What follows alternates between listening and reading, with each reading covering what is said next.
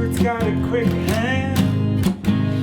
He'll look around the room, he won't tell you his plan, and he's got a rolled cigarette hanging out of his mouth. He's a cowboy kid and he found a 6-shooter gun. Hi guys, thanks so much for being here. Today I wanted to share with you what I think is the best 4-chord song for beginners. The best because it's a little bit unusual in its chords. It's not the same old 4 chords. There's a pivot finger between all of the chords. And number 3, it's a totally regular pattern. So because of those 3 things, I love teaching this to beginners and I find it works really well. It's also used in 2 other songs, the progression. So the song that is the simplest of the 3 is Pumped Up Kicks. So we're going to think about Pumped Up Kicks. But just to know, it's also used in the song Mad World, and it's also used in Boulevard of Broken Dreams. Although Boulevard of Broken Dreams has a few extra chords down the line, and Mad World has a simplified pattern in the chorus. Apart from that, the main part of all 3 songs is the same. There's a capo on the 1st fret in all 3 songs. So we're just gonna forget that the capo is there. Once it's on, we're just gonna talk about the chords as though they were in open position with no capo. So first thing, let's learn the chords, and let's learn, more importantly, the movements between the chords. So that's really what we want to practice, right? Holding the chords is one thing, and it's a great thing to practice, but really what we want to learn is the kind of dance between the chords. So that's what I'm going to show you. The first chord is E minor. It's finger 1 on fret 2 of the 5th string, and finger 2 on fret 2 of the 4th string. And we're going to play it with that fingering. So for this to work in this way where we pivot the fingers, of course, if it's easier for you to do with different fingers, then by all means do that. But for it to work, and if you're new to it, I'd highly recommend these fingers. So we're going to play E minor with finger 1 and finger 2. We'll just play it once. Then we're going to step up with finger 2, but we're going to keep finger 1 down. And if you're practicing, if you're new to this changing chords, it's actually a great exercise just to practice taking the fingers off and keeping finger 1 down. So we've got E minor, and then we move to this bridge little shape over here. Just finger 1 on fret 2 of the A string. And that becomes part of the G chord. So that what we're going to do is from E minor, we lift finger 2 off, we put it on fret 3 of the 6th string, and we put the 3rd and the 4th finger down on the top 2 strings. So we go to this version of the G chord. Then what we're going to do is we're going to take off the baby finger, the 2nd finger, and the 1st finger, and just leave the 3rd finger on. So that's a great thing to practice. You know, if you're having difficulty with changes, it's great just to practice taking the fingers off. You know, G, off, G, off. And the reason we're leaving this finger on is because we're going to go to a D major chord. The change from this G to this D major chord is one of the most useful changes you can ever learn. It really opens up the first position of the guitar in the open chords. So G, 3 fingers off, keeping finger 3 down, the ring finger down, and D. Then we're going to go from D to A. So what we're going to do is we're going to take off finger 2 and finger 3 and just leave finger 1 on the 2nd fret. Again, great thing to practice. You can even practice strumming it, sounds cool. And then what we're going to do is we're going to play this version of A where we put finger 2 just on top of the 1st finger and finger 3 just underneath it, and they're all kind of squeezed in there behind the 2nd fret. Of course, there are other ways of playing A. You can play it like this or like this, but in the case of this song, and for this exercise, it's nice to play it with this fingering. Then once we've played the A, we're going to take off finger 1 and finger 3, and we're going to keep just the middle finger on. And of course, that gets us ready to go back to the beginning with an E minor. So I'll just walk you through that slowly. We've got E minor, pivot, G, pivot with finger 3, D, pivot with finger 1, A, pivot with finger 2, and back to E minor. And G, and D, and A, and E minor. And that's a great way to start playing the song. You can already hear the music. You can hear pumped up kicks going on there if you keep the chords nice and regular. You don't have to play more than one in a bar.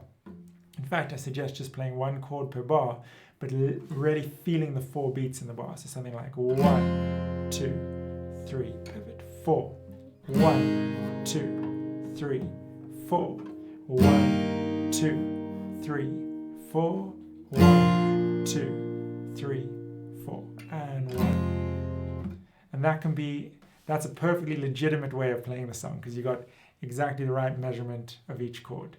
Now let's have a look at something you could do with the right hand to kind of make it come alive a bit more. So I'd like to take you through 3 progressively more difficult ways of strumming this song. Firstly, 4 strums per chord. So it's just going to be 4 down strums. And when you strum, you want to feel really loose in your body. The great thing about strumming is that it's a big gesture. You know, when we're finger picking, it's all these small little movements. And when you're making such small movements, it's hard to be expressive. But strumming, we can really be quite free and use our arm and our wrist and our hand. So I would invite you just to go a bit crazy with the strumming. To start with 4 strums per chord. E minor. And I'm really just letting that hand crash through the strings. D and A.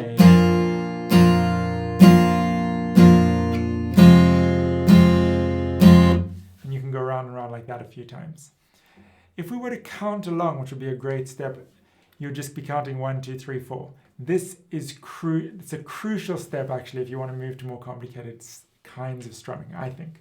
So 1, 2, 3, 4. 1, 2, 3, 4, and 1, 2. It's also nice practice for singing, you know. 1, 2, 3, 4, and 1. You can go around and around like that. So this piece of music is in the time signature of 4/4, which means 4. The 4 on top means 4, and the 4 underneath means crotchets or quarter notes, as they're called in America. So it's 4 quarter notes per bar. And when we're strumming these 4 notes, we're going to count 1, 2, 3, 4. And when we add the quavers or the 8th notes in between them, we count 1 and 2 and 3 and 4 and. So if I were to strum all of those, it would sound like this. 1 and 2 and 3 and 4 and 1 and 2 and 3 and 4 and 1. Except that's not really appropriate for the song. So what we're going to do instead is we're going to go 1, 2 and 3 and 4.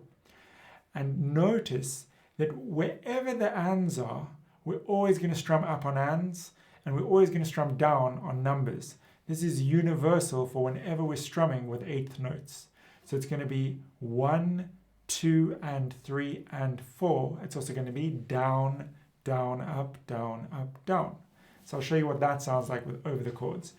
Down, down, up, down, up, down, down, down, up, down, up, down, down, down, up, down, up, down, down, down, up, down, up, down, down. You'll notice when I play the D chord, I'm letting my thumb come over the top and mute out the lower strings so that I can strum still quite freely. I don't have to worry about hitting those strings which aren't part of the chord. So if I just take you through that again, maybe a little bit faster, and also I would invite you just to be a little bit crazy with your strumming hand. It's better to be crazy first and then refine the movement than to be too tight and cramped up and then try to relax the movements. I would say start relaxed, start a little bit rough, and then as you progress, you can make it more refined and accurate. So 1, 2, 3, 4.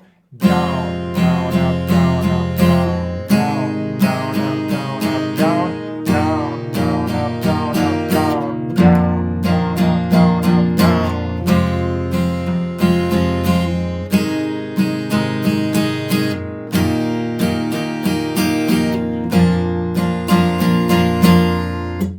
So that would be option 2 for strumming it. Now option 3, we're just going to take out one of those notes. There's going to be a very slight syncopation. Syncopation means where we play on the and, but we don't play on the 1. We play on what's called the offbeat, but we don't play on the downbeat. So the numbers are downbeats, the ands, the quavers in between are upbeats. So when we play on the upbeats, but we don't play on the downbeat, that comes after it, that's called a syncopation. This is a very light syncopation where we're going to have 1, 2, and 4. You notice I just showed you the 3, but I didn't play it. 1, 2, and 4. 1, 2, and 4. Now the $1 million question is, what direction does the strumming go in? What people often do is they just keep alternating. So they go down, up, and it gets a little bit of a chaos. We're going to stick to our policy, which was numbers go down, ands go up. Down beats down, up beats up. So it's going to be down, down, up, down. And in between those two ups, number 3 comes. And this gives an opportunity this is really what groove is. It's leaving a space for the beat. So it can groove with the rest of the band. So down, down, up, down in strumming, or 1, 2, and 4 in counting. Let's see what it sounds like.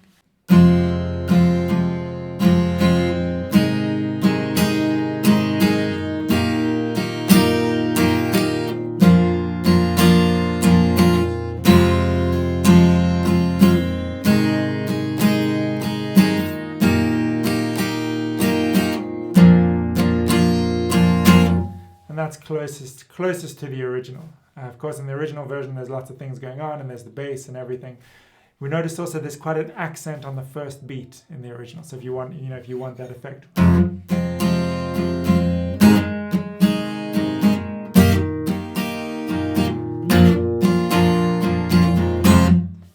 So that was pumped up kicks. If you want to play Mad World, it's exactly the same most of the time. The verses are exactly the same. The only difference is in the pre-chorus and the chorus. Instead of going through 4 chords, it just goes directly from E minor to A. Just the first chord and the last chord, and it goes between the 2 of those, 1 bar each.